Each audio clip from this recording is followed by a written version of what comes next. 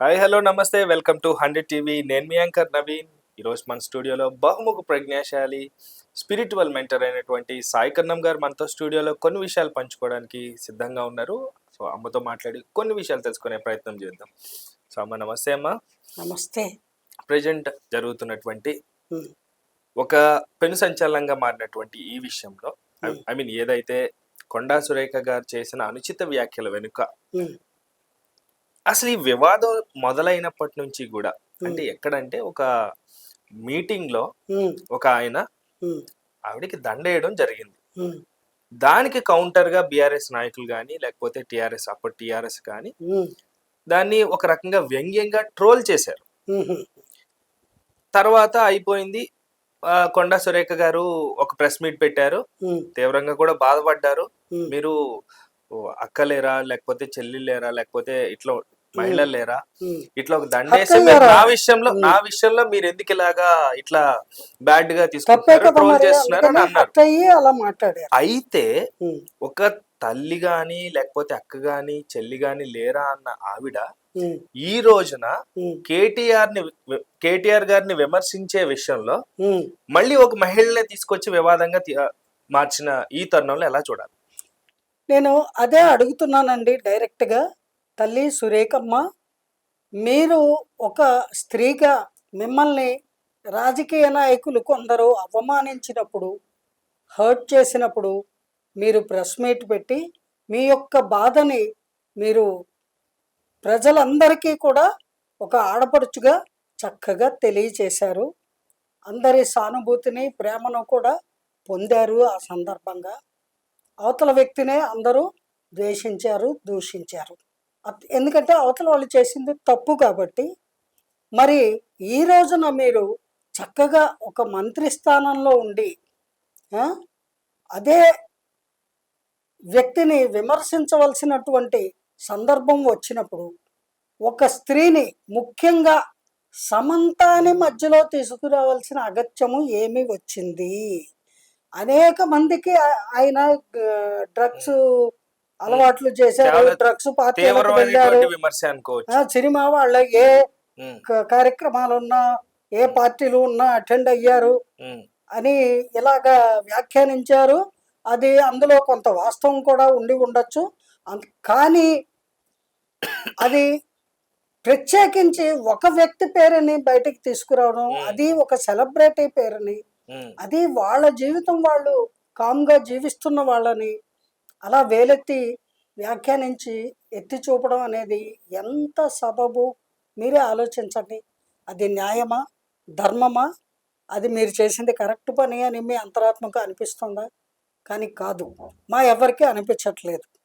ఎవరిని కూడా, మిమ్మల్నైనా సరే ఇంక్లూడింగ్ యూ, ఎవరినైనా సరే, ఏ మహిళనైనా సరే అవమానించడము, అవహేళన చేయడము, అకారణంగా నిందించడము, దూషించడము, ఇవన్నీ కూడా మనందరము కూడా ఖండించవలసినటువంటి అంశాలు. ఇది రాజకీయ నాయకురాలిగా ప్రజల మధ్యనే తిరుగుతూ ప్రజాసేవ చేస్తున్న మీకు బాగా తెలుసు. అటువంటి మీరే ఒక మహిళని, సమంతాని అంత దారుణంగా అవమానించడము, అటువంటి వ్యాఖ్యలు చేయడము ఎంత అనుచితమైన అంశమో ఆలోచించండి. ఈ అపప్రదాన్ని తొలగించుకోవడానికి తక్షణం మీరు ఏం చెయ్యాలో అది చేస్తే చాలా మంచిది అని నా ఉద్దేశం. కానీ ఎవరి జీవితంలో వాళ్ళు కూడా వాళ్ళ జీవితం నడుపుతున్నారు. ఐ మీన్ కేటీఆర్ గారు కానీ అంతే హుందాగా ఉంటారు, నాగార్జున గారి ఫ్యామిలీ కూడా అలాగే ఉంటారు. కానీ సమంత గారి విషయంలోకి వస్తే ఒక్క కోణంలో చూస్తే ఆవిడ ఆరోగ్యపరంగా కూడా సమస్యలు ఎదుర్కొంటున్న సిచ్యువేషన్ ఉంది. పర్సనల్ గా కూడా ఏదైతే నాగార్జున గారితో విడిపోయిన తర్వాత ఆ బాధ కూడా అట్లనే ఉంది. ఆవిడ కోలుకుంటున్నారు, ఆరోగ్యంగా కానివ్వండి, పర్సనల్ గా కానివ్వండి, కోలుకుంటున్నారు.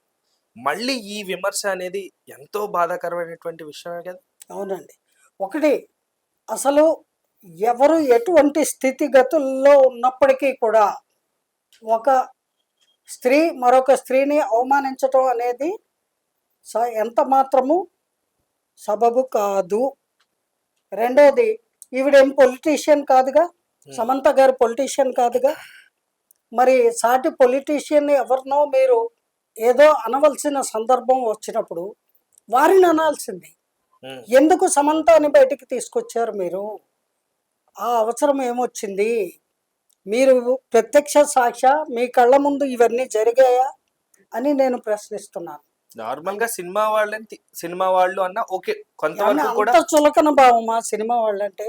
ఆ సినిమా వాళ్ళందరూ కూడా ప్రజాసేవ రాజకీయ నాయకులు ఎలా చేస్తున్నారో కళాసేవ చేస్తూ వాళ్ళ జీవితాలని కళకే అంకితం చేసి జీవిస్తున్నటువంటి వాళ్ళు అన్న ఒక్క అంశాన్ని గుర్తుపెట్టుకోండి. వాళ్ళు రోజుకి 20 గంటలు పని చేస్తారు.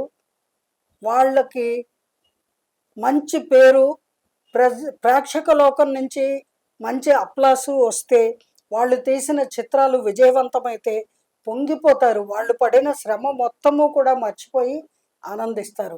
అటువంటి సున్నిత మనస్కులైనటువంటి సినిమా పరిశ్రమకు సంబంధించిన వాళ్ళు, ముఖ్యంగా మహిళా కథానాయకురాళ్ళు, వాళ్ళని ఒక సాటి స్త్రీ అయ్యుండి కొండా సురేఖ గారు ఆ విధంగా వ్యాఖ్యానించడం అనేది డైజెస్ట్ చేసుకునే విషయంలాగా అనిపించట్లేదు. అందువల్ల తక్షణమే మీరు మన్నింపు కోరడం అనేది 100% న్యాయం, ధర్మము అని నా ఉద్దేశము. అది ఏమాత్రం వీలైనా సభాముఖంగానే చేయండి. ఎందుకంటే అవమానం సభాముఖంగా జరిగింది కాబట్టి సభాముఖంగానే చేసేస్తే కొంత వాళ్ళు కూడా మనసు వాళ్ళకి కూడా తేలిక పడుతుంది.